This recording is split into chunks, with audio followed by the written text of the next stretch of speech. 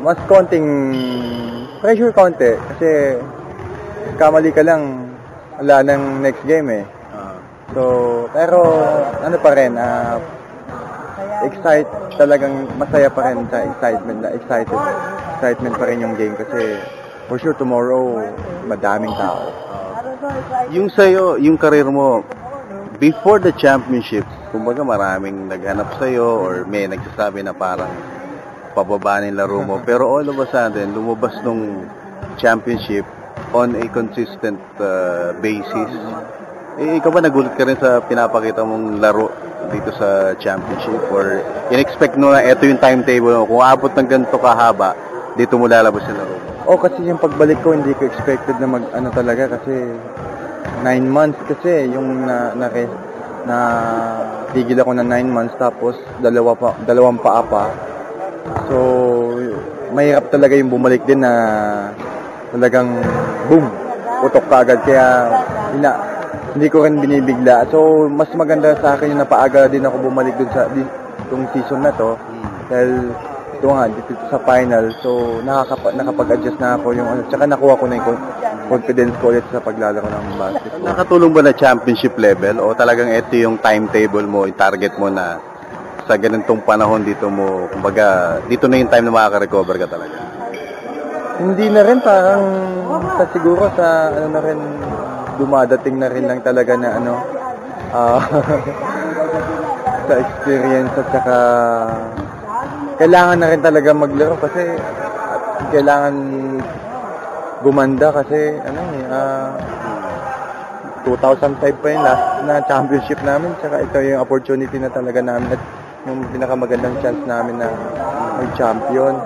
Kasi una-una din yung mga ibang aspiring sa mga team namin para magkaroon naman sila ng yung mga hindi pa ba nakakatikim ng championship. So, isa na rin yun na inaano ko. Tsaka, yun nga, na talagang inaano ko din sa sarili ko na maging yung mga mga taon ko pa na kasi for sure tumatanda na rin na kasi ilang years na rin siguro ulit. So, papahinga na rin kasi hindi naman bumabata. So, talagang binubuhos ko at nagpe-pray ko palagi kay God na maging fruitful yung mga years na dadating pa sa akin. So, yun siguro, nag-ano din yun. Tsaka, nasa-challenge din ako sa mga, sa mga fans, tsaka, sa championship. Tsaka, nag-enjoy lang ako sa ginagawa ko ngayon. Walang pressure sa akin. Kasi alam ko na whatever happen naman, may purpose yan sa akin at sa team namin kay God. Nabanggit mo na rin yung fans to.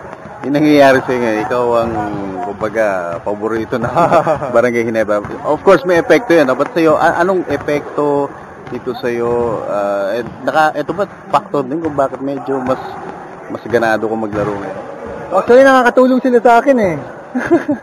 Kasi parang yung buo na sinasabi nila naano ko lang na parang mayroon kasi minsan yung mga franchise player like Michael Jordan, kahit sinong pag nakahawak ng bola parang nagsasayahan na gusto ng mga parang dinadivert ko lang sa ganon, iniisip ko. So, talagang malaking tulong sa kanila at alam ko naman na talagang ganon yung mga fans eh, hindi mo talaga masisisi kaya talagang pinipilit ko din hindi magpa-apekto kasi pag na-apekto ka, talo ka. Lalo tong Game 7. So, talagang iniisip ko na lang na sinishare nila ako para gumanda yung game ko. Lastly, anong baso mo sa Game 7? Anong mga factor para makuha ninyo itong panalo? Siguro kung ano man yung defense namin kasi big factor sa kanila yung import nila eh. Yung import, mawala lang talaga at malimitahan lang namin ng konting points or bitaw niya sa labas yung import nila, mas maganda yung chance namin.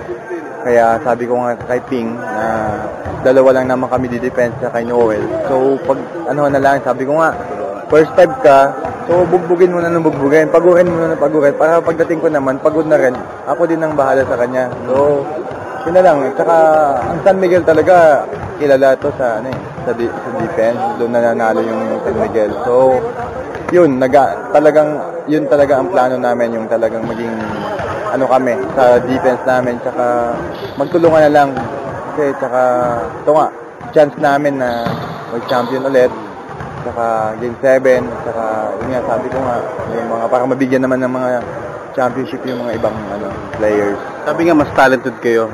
Doon lang lamang na kayo. Factor ba 'yun? Mas talented hindi talagang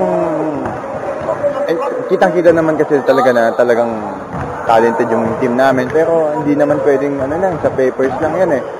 Iba pa rin yung sa laro, 5-on-5 pa rin ang laro. So dito kung sino yung mas may desire na manalo, yun pa rin ang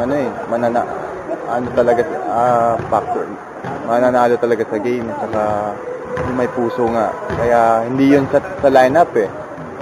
Kasi mahirap mas mahirap na kalaban yung mahinang kasi walang pressure sa kanila. Like sa amin, yun nga, madaming halos may pangalan sa team namin. So, mahirap yung ganun. Mahirap lalo sa coach. Mensahe mo sa fans ng San Miguel?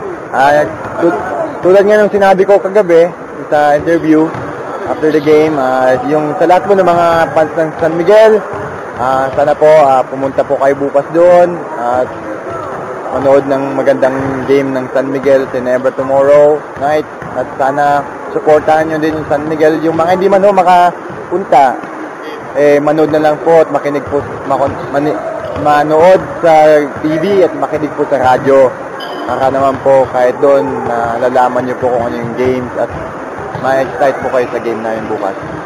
For sure po, mag-champion po tayo tomorrow. In God's will, yun. Sa Ginebra, meron ako sasabihin. Sa Ginebra, fans, wala. Basta sa kanila lang, nila yun, decision nila yun. Hindi ko control yung mga fans ng Ginebra. Wala ako masabi kung ano nila. So, basta ako maglalaro lang. At hindi ko, mahirap kong problemahin yung mga hindi ko control. So, yun lang. Focus lang kami sa game bukas tomorrow. Alright. Okay, thank you.